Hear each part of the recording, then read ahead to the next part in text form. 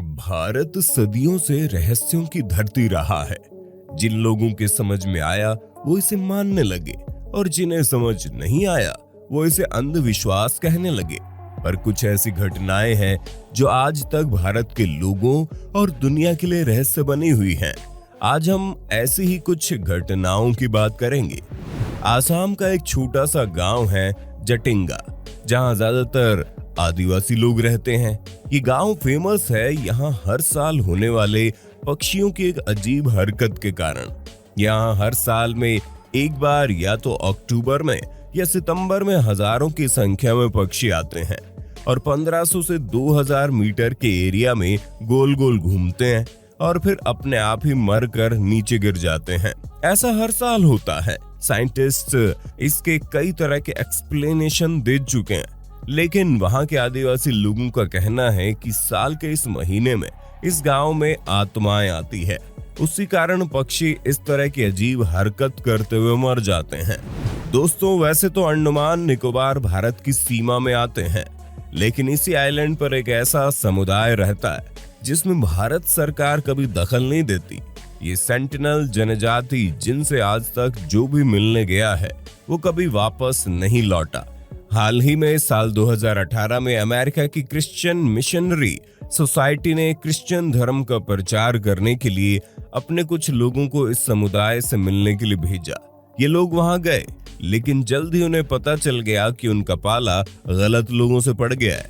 8 लोगों में से 7 लोग वहां से भाग निकले, लेकिन एक आदमी जिसका नाम जॉन एलन था, उसको इस ट्राइब के लोगों ने पकड़कर मार दिया। और फिर बाकी बचे लोग जब इंडियन गवर्नमेंट के पास मर्डर का केस दर्ज करवाने के लिए आए, तो भारत सरकार ने मर्डर का केस दर्ज करने की बजाय उन 7 को गिरफ्तार कर लिया। भारत सरकार का कहना था कि भारत सरकार ने उस टापू पर किसी के भी आने जाने पर बैन लगा रखा है, तो हमारे मना करने के बावजूद भी ये लोग उस टापू पर क्यों गए। इस समुदाय को दुनिया की सबसे आइसोलेटेड ट्राइब कहा जाता है, जो बाहर की दुनिया से बिल्कुल बेखबर और अनजान है। ये लोग किसी से भी मिलना पसंद नहीं करते। साल 2004 में जब हिंद महासागर में सुनामी आई, तो गवर्नमेंट ने इनके टापू पर मदद पहुंचाने के लिए अपना एक हेलीकॉप्टर भेजा। इस ट्राइब के लोगों ने हेलीकॉप्टर पर तीर और भालों से हमला कर दिया और हेलीकॉप्टर को बिना मदद दिए वापस लौटना पड़ा। भारत सरकार भी इस समुदाय के लोगों की पूरी रिस्पेक्ट करती है। आपने अपने आसपास कितने जुड़वा लोग देखे होंगे, शायद 1, 2 या 4, लेकिन केरला के इस गांव में हर दूसरे घर में एक जुड़वा है। कोडिनी नाम के इस गांव को विलेज ऑफ ट्विंस भी कहा जाता है। इतना ही नहीं, शोधकर्ताओं ने जब इस गांव पर रिसर्च की तो पता चला कि अगर इस गांव की महिला गांव से बाहर जाकर भी किसी बच्चे को जन्म देती है तो वो भी जुड़वा ही पैदा होते हैं। रिसर्च में पाया गया कि ऐसा इस गांव के पानी में पाए जाने वाले केमिकल के कारण होता है। तो अगर आपको भी जुड़वा बच्चे चाहिए तो आप भी इस गांव में जाकर रह सकते हो। आपने इल्यूमिनाटी के बारे में तो सुना ही होगा। इल्यूमिनाटी, जिसे लोग सीक्रेट सोसाइटी भी कहते हैं, लेकिन क्या आपको पता है इंडिया की भी एक ऐसी सीक्रेट सोसाइटी है। इस सोसाइटी को 9 अननोन मैन सोसाइटी कहा जाता है। ये माना जाता है कि ये सोसाइटी एक वक्त पर भारत के सबसे शक्तिशाली राजा रहे सम्राट अशोक के द्वारा 273 BC में बनाई गई थी। कलिंग का युद्ध एक ऐसा युद्ध था जिसमें लाखों लोगों की जानें गई और इसने सम्राट अशोक को पूरी तरह बदल दिया। युद्ध के बाद सम्राट अशोक ने अपना सारा राजपाट छोड़कर संन्यास लेने का फैसला ले लिया, लेकिन सम्राट अशोक एक बहुत ही कर्तव्यनिष्ठ राजा थे। उन्हें पता था कि जब मैं अपना राजपाट छोड़ूंगा तब विदेशी शक्तियां भारत पर फिर से आक्रमण करेंगी। इसलिए इन्होंने 9 ऐसे लोगों को चुना जो हमेशा इस अखंड भारत की रक्षा के लिए अंडरग्राउंड होकर काम करते रहेंगे। कुछ लोगों का मानना है कि 9 सीक्रेट लोगों की ये परंपरा आज भी चली आ रही है। जब मम्मी और पुरानी कब्रों की बात आती है तो हम सभी इजिप्ट के पिरामिडों की तरफ देखते हैं, लेकिन इंडिया में इसका प्रचलन उससे भी पुराना है। भारत में समाधि के लिए कई योगी और साधु अपने प्राण त्याग देते हैं। ऐसे ही साधु की मम्मी, जिसे 500 साल पुरानी बताया जाता है, हिमालय के एक छोटे से गांव में कंक्रीट के बनाए हुए एक रूम में 500 सालों से सिर्फ एक पतली सी थैली में संरक्षित की हुई है। 500 साल पुरानी होने के बावजूद भी इस बॉडी के बाल, स्किन आज भी बिल्कुल वैसे ही हैं जैसे किसी जिंदा इंसान के होते हैं। अगर कोई पूछे कि दुनिया का सबसे अमीर व्यक्ति कौन था, तो ज्यादातर लोग अफ्रीका के राजा किंग मंसा मूसा का नाम लेंगे। लेकिन क्या आपको पता है, टाइम मैगजीन ने 1937 में दुनिया के सबसे अमीर व्यक्ति का खिताब एक इंडियन के नाम किया था। ये थे हैदराबाद के 7वें निजाम मीर उस्मान अली खान। उस निजाम की ज्यादातर दौलत गहनों के रूप में थी। ऐसा माना जाता है कि हैदराबाद की किंग कोठी पैलेस, जहां निजाम उस्मान अली की मौत हुई, वहां आज भी ये धन दबा हुआ है।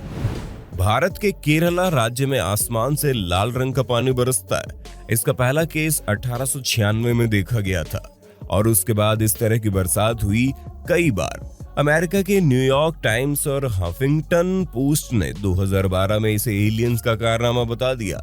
इसे एक्सप्लेन करने के लिए साइंटिस्ट कई बार अलग अलग तरह की थ्योरी दे चुके हैं, लेकिन पर्याप्त सबूत नहीं होने के कारण खुद ही उसे कुछ दिनों बाद रिजेक्ट कर देते हैं। आज भी केरला में इस तरह की बारिश हो जाती है और आज तक इसका कोई एक्सप्लेनेशन नहीं मिला। शांति देवी का जन्म 11 दिसंबर 1926 को दिल्ली में हुआ था।